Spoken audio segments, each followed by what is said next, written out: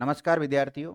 हम बनास की सहायक नदियों के ऊपर चर्चा कर रहे थे और आज हम पढ़ेंगे डाई नदी के बारे में। किसके बारे में पढ़ेंगे?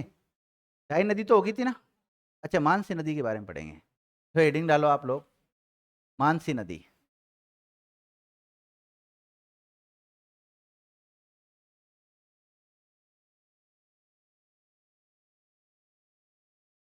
कई जगह ऐसा लिखा हुआ मिलेगा आपको, कोई फर्क नहीं पड़ता है कि नदी के बारे में पढ़ना होता है। ताकि बात यह है, अब देखो, एक नदी है जिसका उद्गम सिलोरा की पहाड़ियाँ किशनगढ़ अजमेर से होता है। कहाँ से होता है? और टोंक में जाकर देवधाम जोधपुरिया में बनास नदी में मिल जाती है। ठीक है ना? तो सबसे पहले तो हम इसके बारे में यही लिखेंगे, उद्गम। और उद्गम लिखो इसका, सिलोरा की पहाड़ियाँ। कौन सी पहाड़ियाँ? सिलोरा की पहाड़ियाँ। और सिलोरा की पहाड़ियाँ पड़ती किशनगढ़ में। कहाँ पर? किशनगढ़। और किशनगढ़ कौन से जिले में आता है? अजमेर जिले में आता है।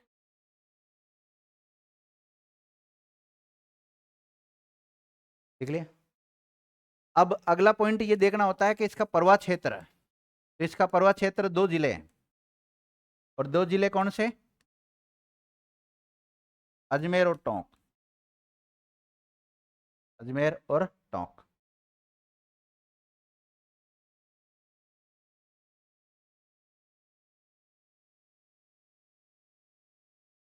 देख लिया। संगम लिखो इसका, संगम। देवधाम जोधपुरिया टोंक में, देवधाम जोधपुरिया टोंक में बनास नदी में मिल जाती है। किस मिल जाती? बनास नदी में मिल जाती है। बनास नदी में मिल जाती है। देवधाम जोधपुरिया को रेखांकित कर लो। यहां पर त्रिवेणी संगम बनता है। यहां पर क्या बनता है? त्रिवेणी संगम बनता है। देखो, जोधपुरा सभ्यता कहाँ है?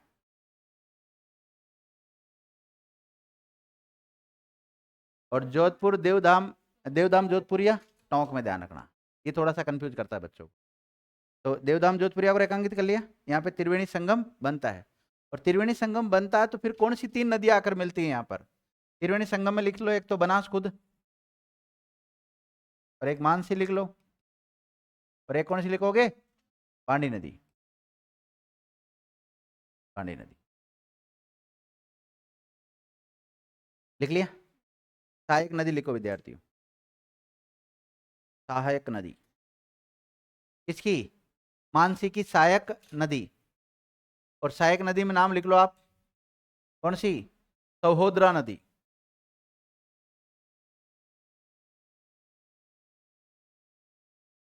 लिख लिया। अलग से हेडिंग डालो तो अलग से डालो, सहोदरा नदी।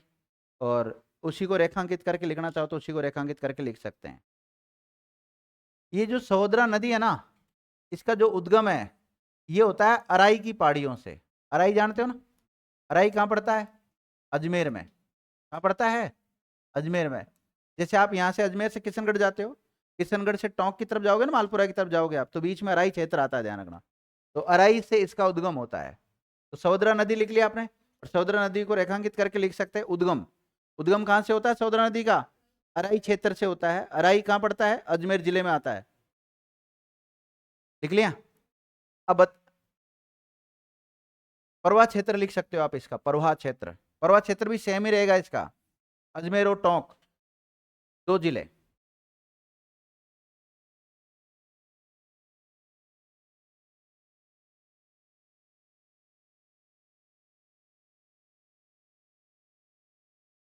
देखो, डूंडिया गांव टोंक में जाकर कौन सी नदी मिलेगी बताओ? ये नदी मासी नदी में जाके मिल जाएगी। लिखिएगा, संगम। संगम लिख लो। संगम लिख सकते हो, मोहाना लिख सकते हो, या फिर समापन लिख सकते हो। तो आपसे पूछा जाए सहोदरा नदी का जो संगम है या मोहाना है, वो कौन सी नदी में जाके मिलेगी? ये मानसी नदी में जाके मिलेगी। और कौन सी जगह जाके मिलती है? डूंडिया गांव में। और डूंडिया गांव कहाँ पड़ता है? टोंक में। कहाँ पड़ता है? टोंक में पड़ता है। तो डूंडिया गांव टोंक में मासी नदी में जाकर मिल जाती है। संगम या मोहनम लिख लो।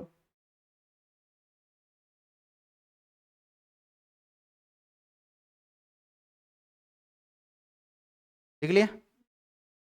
कई जगह डूंडिया मिलता है, कई जगह दूधिया मिलता है। क्या नाम मिलता है? दूधिया।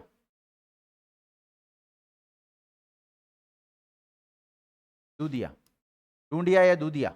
गांव में जाकर कौन सी नदी मिलती है? मानसी नदी मिलती है। अब देखो, इस सहोदरा नदी पर एक डैम बना हुआ है विद्यार्थी, और उस डैम का नाम क्या है? टोरडी सागर बांध। लिखिएगा। इस सहोदरा नदी पर ही, इसी सहोदरा नदी पर ही टोरडी सागर बांध बना हुआ है। कौन सा? टोरडी सागर बांध बना हुआ है। टोरडी सागर बांध बना हुआ है। आपसे पूछा जाए टोरडी सागर बांध कौन सी नदी पर बना हुआ है? सहोदरा नदी। सहोदरा किसकी सहायक नदी है? मानसी। मानसी किसकी सहायक नदी है? बनास की। कौन सी जगह जाके मिलती है? देवधाम जोधपुरिया में।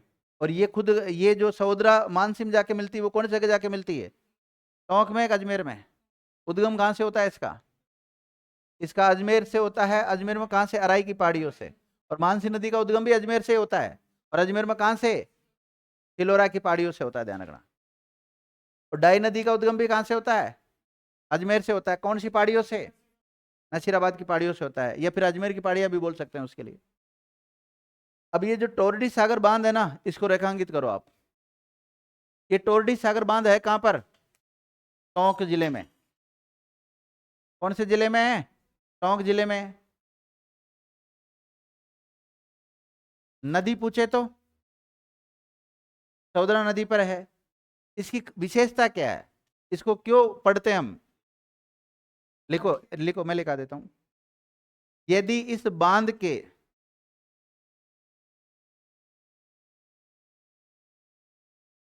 गेट खोल दिए जाते हैं तो एक भी बूंद पानी इसमें नहीं बसता है। समझ जाओगे ना?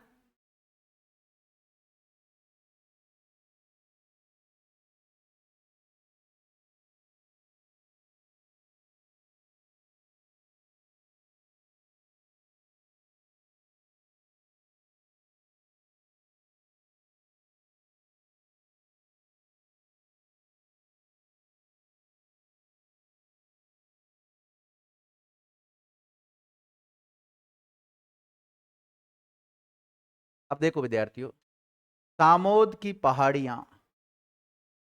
जयपुर में आएगा। पहले जयपुर ग्रामीण तो हट गया। अब तो सामोद की पहाड़ियां जयपुर में है। वहां से एक नदी का उद्गम होता है जिसका नाम क्या है? पांडी नदी है। और टोंक में आकर, देवधाम जोधपुरिया में आकर क्या बनाती है? ये भी त्रिवेणी संगम बनाती है। लेकिन इसकी खासियत ये है कि पहले ये जब आएगी ना इधर, तो इसमें पहले ये मानसी नदी में मिलेगी। किस में मिलेगी? मानसी में। और फिर जाके किस में मिलेगी? बनास में मिलेगी। वही वाला सिस्टम है। वो जो त्रिवेणी संगम बनता है ना माही में, माही, सोम और जाखम, तो पहले सोम में कौन सी मिलती है? जाखम आकर मिलती है, फिर त्रिवेणी संगम बनता है वहां पर। तो यहाँ पर भी वही सिस्टम है। तो ऐसे अगली जो नदी लिखेंगे हम, वो कौन सी नदी लिखेंगे? बांडी नदी। अगली लिखो बांडी नदी। बांडी नदी। अब देखो, बांडी नाम की हमें कई सारी नदियां देखने को मिलती है राजस्थान में। एक बांडी नदी ऐसी है जिसका उद्गम पाली से होता है, और लूणी की सहायक नदी है कि नहीं है? एक बांडी नदी ऐसी है जो इधर नाहक पहाड़ से निकलती है इधर, और फाय सागर में पानी आता है उसका, बांडी नदी। और एक बांडी नदी यह है जिसका उद्गम जयपुर से होता है, टोंक में प्रवाहित होती है, और टोंक में, देवधाम जोधपुरिया में बनास नदी मिल जाती है। तो एक तो लूणी की सहायक नदी है, एक बनास की सहायक नदी है, और एक फाय सागर में जो पानी आ रहा है वो बांडी नदी है। तो ऐसा मत सोचना सर एक बांडी इधर बताइए एक मैं बताइए, थोड़ा सा डिस्टर्ब नहीं होने का ना। हो सकती है दूसरे नाम की नदियां, एक ही नाम के कई व्यक्ति हो सकते हैं ना, तो नदियां भी तो हो सकती है। कई बार तो एक ही परिवार में हो जाते हैं, एक ही वंश में। नहीं देखा आपने? जयसिंह प्रथम और जयसिंह द्वितीय है, नागभट्ट प्रथम, नागभट्ट द्वितीय। हाँ। अकबर के नाम के भी कई मिलते हैं। औरंगजेब के बेटे का नाम भी था ना, अकबर। और फिर कई बच्चे पूछे सर ये अकबर कहाँ से आ गया वापस? अच्छा आपने पूछा था क्या? अकबर वापस कहाँ से आ गया? क्योंकि अकबर के बाद में तो कौन आया? जहांगीर। और जहांगीर के बाद में शाहजहां, शाहजहां के बाद में औरंगजेब, और फिर अकबर कैसे आ गया वापस यूं? इतना लंबा जिंदा नहीं रह सकता है लेकिन इतना लंबा नहीं। हाँ वापस बच्चा। आज जिंदा था तब तक भी सो सकते हैं ना। लिखिए। बांडी नदी लिखो विद्यार्थी, बांडी नदी।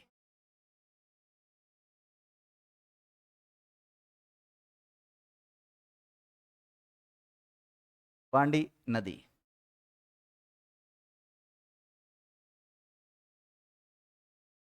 बांडी नदी का सबसे पहले उद्गम लिखो।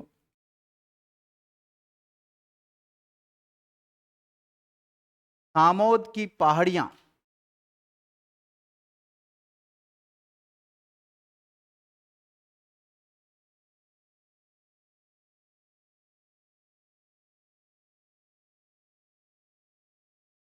कौन सी पहाड़ियां? सामोद की पहाड़ियां, ब्रैकेट में आप लिख सकते हो आमलोद की पहाड़ियां। आमलोद की पहाड़ियां। और यह है जयपुर में, और जयपुर शहर से लगभग 32 किलोमीटर दूर। जयपुर शहर से लगभग 32 किलोमीटर दूर है।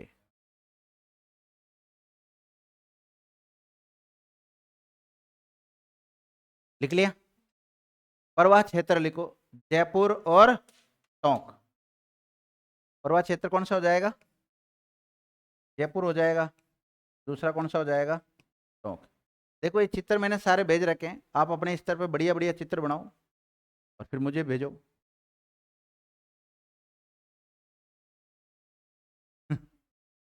आलसी हो गया आजकल विद्यार्थी, बना रहे नहीं रहे हो।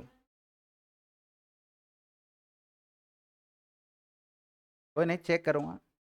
और कभी ऐसा सख्त नियम हो सकता है, गेट में एंट्री तभी होगी तब से चित्र बनाओ। हाँ हो सकता है, उसमें कोई दिक्कत नहीं भाई, बोर्ड लगा दूंगा। शाम के टाइम छापा है मैंने, दूसरे दिन आपको बोर्ड दिखेगा भाई जिसके पास चित्र नहीं बने हुए उनकी नो एंट्री। तो अकेला ही पढ़ा सकता हूँ मैं आजकल, कोई दिक्कत नहीं, तुम नहीं आओगे ना तो भी मैं पढ़ा लूंगा है। फीस तो आएगी, कोई टेंशन नहीं है। बस।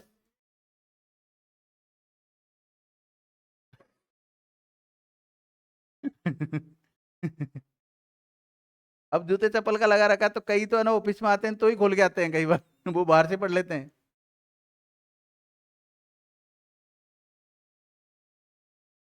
देखो घर में भी तो जाते हैं तो जूते चप्पल थोड़ी लेके जाते हैं, बाहर ही खोलते हैं ना। तो ये भी तो पवित्र मंदिर है एक प्रकार से, कितना पवित्र स्थल है ये।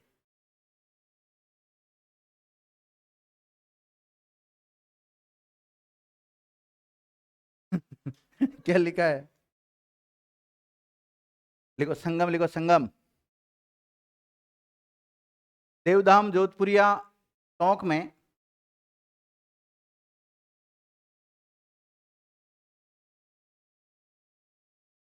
बनास नदी में मिल जाती है। किस मिल जाती? बनास नदी में मिल जाती है। नोट। वास्तव में तो, वास्तव में तो मानसी में मिलती है। किसे मिलती है? मानसी मिलती है और फिर बनास मिलती है। समझ गए मैं क्या कहना चाह रहा हूँ? मैं ये कहना चाह रहा हूँ आपसे कि ये जो नीचे ये सॉरी बनास नदी बह रही है ना, डायरेक्ट इसमें नहीं आकर पहले यहाँ मिलती है और फिर यहाँ मिलकर आगे जाती है। हाँ। तो जैसे उधर से वो आ रही थी ना, इधर से वो माही आ रही थी, इधर से जाखम आ रही थी और इधर से सोम आ रही थी, वो वाला सिस्टम है। लेकिन हम उसको त्रिवेणी संगम तो कहते ही हैं फिर भी। तो लिख लिया आपने? वास्तव में तो कहाँ पे किस में आके मिलती है? नोट डालो। राजस्थान में पांडी नाम की निम्नलिखित नदियां हैं।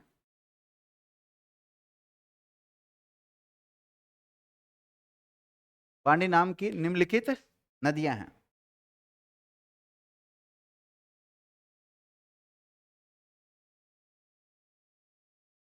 पहला,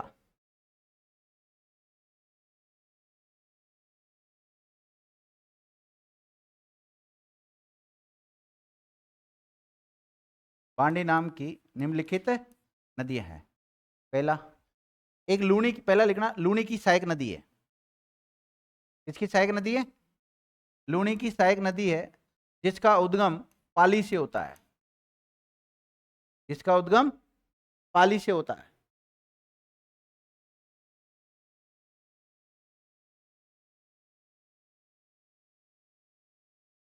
दूसरी लिखना, बनास की सहायक नदी है, जिसका उद्गम जयपुर से होता है।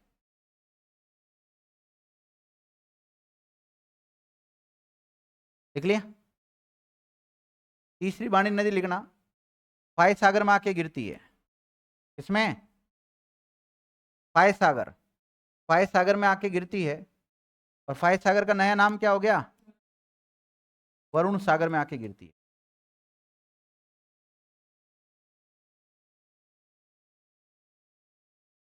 और कहां से निकलती है? अजमेर से निकलती है।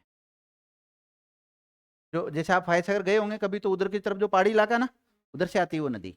फाय सागर में आता है पानी, फाय सागर फुल हो गया तो ओवरफ्लो होने के बाद में उसका पानी फिर कहाँ आएगा? आना सागर में आता है। आता है कि नहीं आता आना सागर में?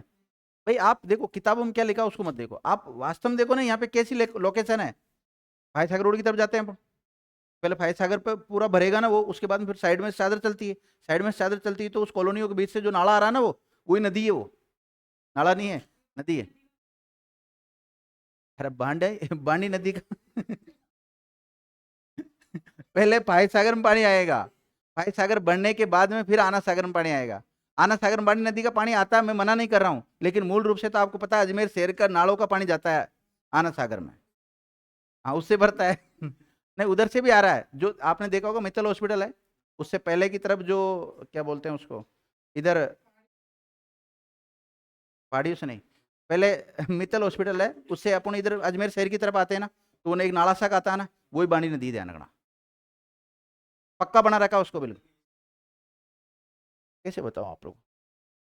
आप फवारा सर्किल से जाओ ऋषि घाटी, ऋषि घाटी से फिर आगे और जाओगे, आगे सीधे पुष्कर रोड की तरफ जाओगे ना। हाँ तो पुष्कर की तरफ जाओगे तो मित्तल हॉस्पिटल आने से पहले, हाँ वो नाला, हाँ वही वही वही वो रेलिंग। पहले वहां पे विश्राम स्थल भी थी, आजकल शायद बंद कर दी है क्या? पार्किंग वार्किंग बना रखी हुई छोटी। हो गया? तो ये होगी विद्यार्थियों कौन सी नदी आपकी? पानी नदी होगी। एक मोरेन किसकी सहायक नदी है? मोरेन, मोरेन, मोरेल है इसकी तो, न वाली। मोरेन इसकी सहायक नदी नहीं, इसकी तो लय वाली है। अच्छा, माही की, मोरेन, मोरेन माही की सहायक नदी है, और ये मोरेल इसकी चंबल की सहायक नदी, ध्यान रखना। तो अब हम पढ़ेंगे मोरेल के बारे में। अगली नदी लिखो विद्यार्थियों। हाँ, आप मोरेन बोल रहे थे।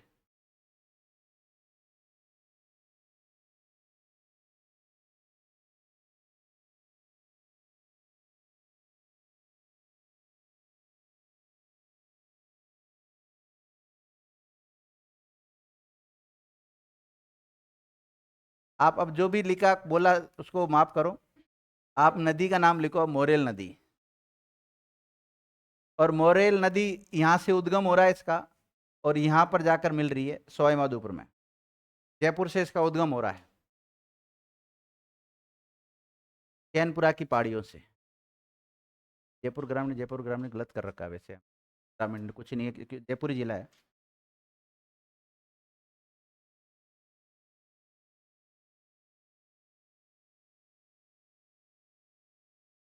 लिख लिया? लिखो उद्गम, सबसे पहले उद्गम लिखेंगे हम। आपसे पूछा जाए मोरेल नदी जो चंबल इसमें बनास नदी में आके मिलेगी, वो लेफ्ट साइड से मिलेगी राइट साइड से? लेफ्ट साइड से मिलेगी। तो बाएं तट से मिलने वाली सहायक नदी है, वो बार बार लिखने की आवश्यकता नहीं, मैंने एक साथ ही लिखा दिया आपको वैसे स्टार्टिंग में। तो आप लिखिए सबसे पहले इसका उद्गम। उद्गम लिखो आप इसका, कैनपुरा की पहाड़ियां, जयपुर। जयपुर का जो ग्रामीण इलाका है ना, उसमें पड़ता है।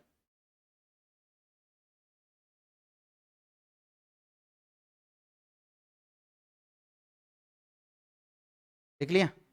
लिखो प्रवाह क्षेत्र 3 जिले, 3 जिलों में प्रवाहित होती है। कितने में होती है? 3 जिलों में प्रवाहित होती है। जयपुर से निकली है, मैप देखते हैं।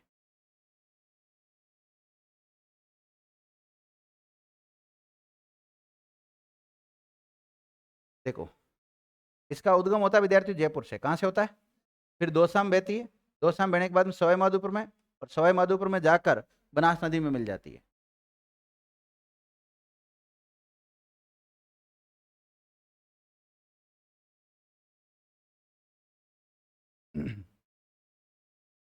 उद्गम लिख लिया? उद्गम कहाँ से होता है? चैनपुरा की पहाड़ियाँ जयपुर से। और प्रवाह क्षेत्र सबसे पहले लिखो जयपुर, फिर दौसा, फिर सवाई माधोपुर। लिख लिया प्रवाह क्षेत्र? प्रवाह कितने जिले हैं? 3। लिखो। देखो इस पे बांध दर्शा रखा है क्या? नहीं दर्शा रखा। इस मोरेल नदी पर एक बांध भी बना रखा है जिसका नाम है मोरेल बांध। कौन सा है? लिखो। इस मोरेल नदी पर ही सवाई माधोपुर जिले में मोरेल सागर बांध बना हुआ है। कौन सा? मोरेल सागर बांध बना हुआ है। आपसे पूछा जाए मोरेल सागर बांध कौन सी नदी पर बना हुआ है? मोरेल नदी पर। कहां पर लोकेटेड है? सवाई माधोपुर में, ध्यान रखना।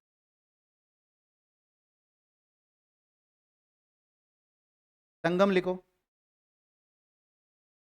संगम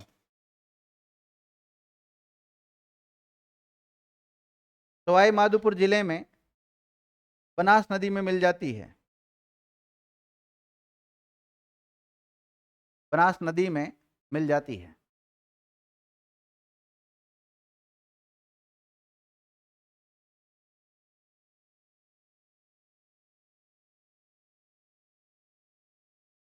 लिख लिया? लिखिएगा। मोरेल की सहायक नदी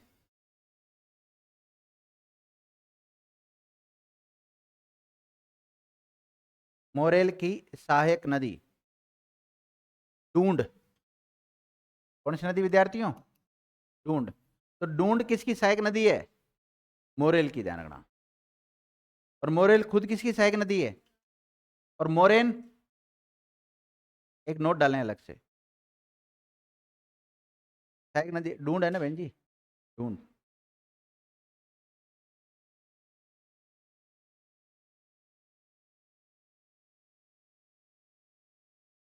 लिख लिया?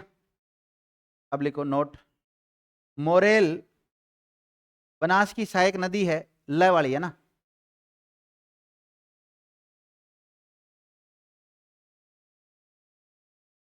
मोरेल बनास की सहायक नदी है, जबकि मोरेन माही की सहायक नदी है।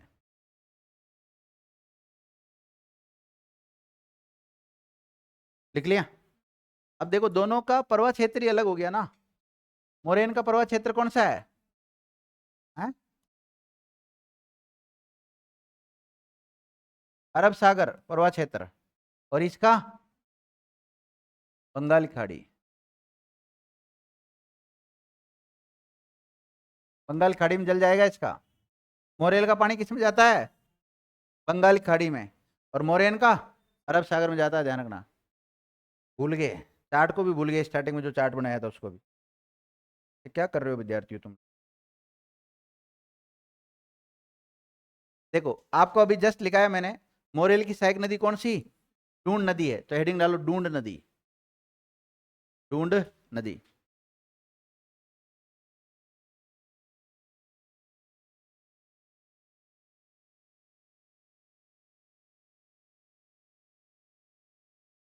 डूंड नदी। उद्गम लिखो। अचरोल की पहाड़ियां कहां से उद्गम होता है? अचरोल की पहाड़ियों से होता है। अचरोल की पहाड़ियाँ कहाँ पड़ती है? जयपुर में पड़ती है विद्यार्थियों।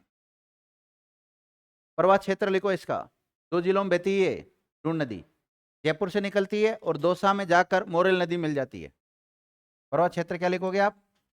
2 जिले, जयपुर और दौसा। जयपुर और दौसा। संगम लिखो, संगम। देखो दौसा में एक जगह है जिसका नाम है लालसोट। क्या जगह है? लालसोट। दौसा में मोरेल नदी में जाकर मिल जाती है। कौन सी नदी में? मोरेल नदी में जाकर मिल जाती है। टूंड नदी का उद्गम कहाँ से होता है? अचरोल की पहाड़ियां जयपुर से होता है, जयपुर में प्रवाहित होती है, दौसा में जाती है, दौसा में लालसोट के पास मोरेल नदी में जाकर मिल जाती है। क्योंकि आपको जस्ट पहले बताया मैंने कि मोरेल नदी का उद्गम कहाँ से होता है? चैनपुरा की पहाड़ियों से होता है। कौन कौन से जिले में प्रवाहित होती है? 3 में। कौन कौन से? जयपुर से निकलती है, दौसा में बहती है और सवाई माधोपुर में जाकर बनास नदी में मिल जाती है विद्यार्थी।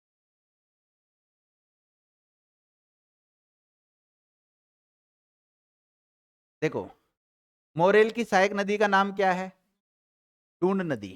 कौन सी नदी? डूंड नदी।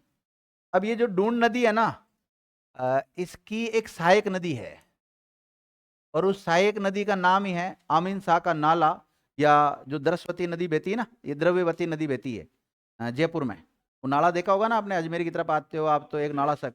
हाँ हाँ, वही वही वो आउटर में वही नाला, वो इसकी सहायक नदी है। जयपुर का पूरा गंदा पानी किधर जा रहा है? मोरेल नदी में जा रहा है, सवाई माधोपुर में जा रहा है, और बनास में जा रहा है, फिर चंबल में जा रहा है, और फिर यमुना, और फिर गंगा, और पवित्र हो रहा है वहां जाके। लिखो डूंड की सहायक नदी लिखो। सहायक नदी में नाम लिखो द्रव्यवती नदी। कौन सी नदी है इसकी सहायक नदी?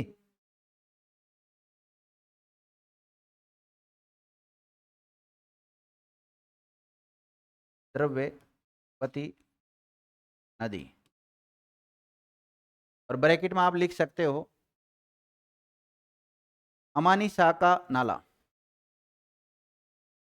अमानी शाह, हाँ अमानी शाह नाला।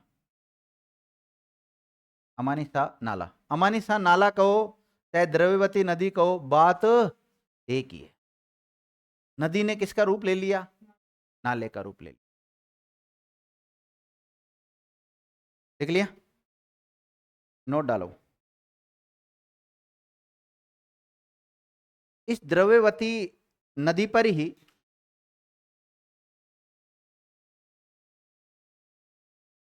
द्रव्यवती प्रोजेक्ट चलाया जा रहा है। द्रव्यवती प्रोजेक्ट नहीं, साफ करने का काम चल रहा है।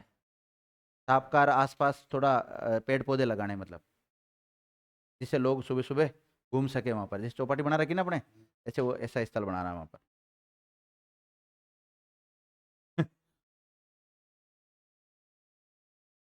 जो चौक नाना सागर में कैसा पानी आता है? अजमेर की गंदगी नहीं जाती पूरी?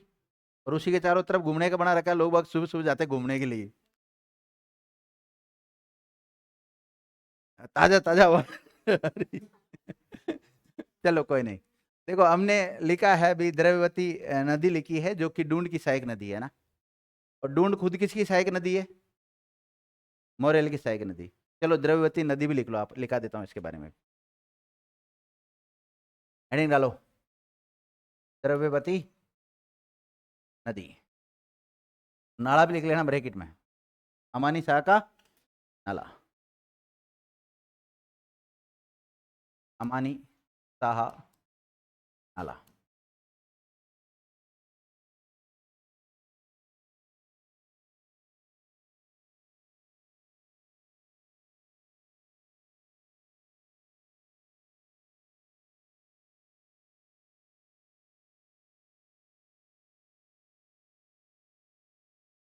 लिख लिया?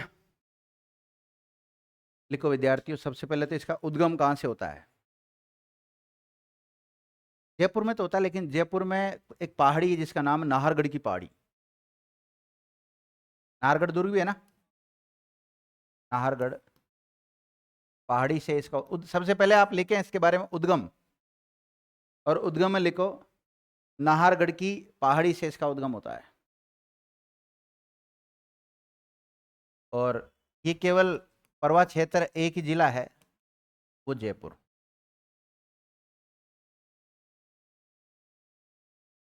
अब बताओ ये कौन सी नदी में जाके मिलेगा नाला? डून नदी में मिलेगा, लिखिएगा। ये नाला तो नहीं बोलना चाहिए, नदी बोलेंगे। लिखो, यह नदी जयपुर में ही डूंड नदी में जाकर मिल जाती है। कौन सी नदी मिल जाती है? डूंड नदी में जाकर मिल जाती है। संगम लिख सकते हो, संगम जयपुर में होता है।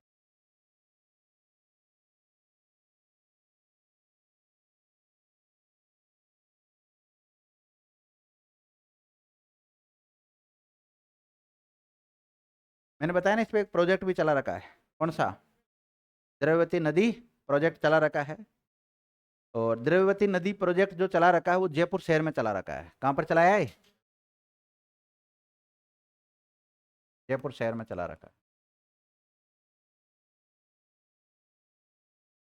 इस प्रोजेक्ट का उद्घाटन किसने किया था बताओ? वसुंधरा राजे ने। वसुंधरा राजे ने, लिख लेना वहाँ पे। द्रव्यवती नदी प्रोजेक्ट जो चलाया ना, इसका जो उद्घाटन किया वो वसुंधरा राजे के द्वारा किया गया था।